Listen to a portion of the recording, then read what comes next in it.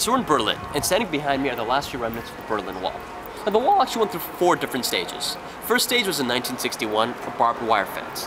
Basically 40,000 military officials and police officers got a call in the middle of the night saying grab as much barbed wire as you can and put up a fence to stop the Eastern Europeans from crossing over. They actually had really big guns, but no ammunition, and nobody was willing to test that out. Second wall came up in 1962, a year later. It pretty much was a parallel fence with a no man's land in between, with orders of shoot to kill for anybody trying to cross. Third wall came up in 1965, concrete wall, and the 4th generation wall, which you see behind me, came up in 1975.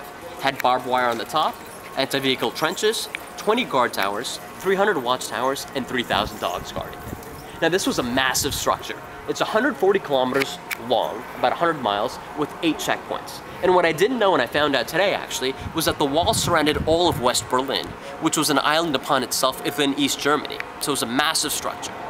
And of course, it stopped a lot of people from crossing over, but there was a lot of successful attempts as well. About 5,000 people made it over. Some simple people just dug their way through, or they crossed over and just climbed over in the early stages of the wall. But as the wall got larger and more intensive, so did the escape routes. It became a lot more sophisticated. One guy actually just flew over.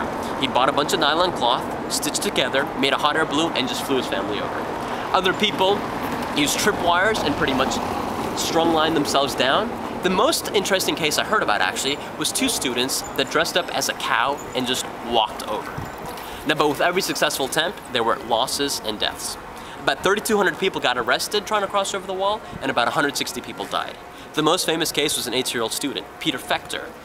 As soon as he tried to cross over, he was shot in no man's land. He bled to death, with military police standing by, Western onlookers and journalists standing by, and no one coming to his aid. Huge controversy started from that movement. But as all good things must come to an end, so did the Berlin Wall. 28 years later, in what's a misunderstanding essentially between the Prime Minister of Communications and the guard gate, the wall came down. Germany was unified. And all we have left now is this broken and shattered wall.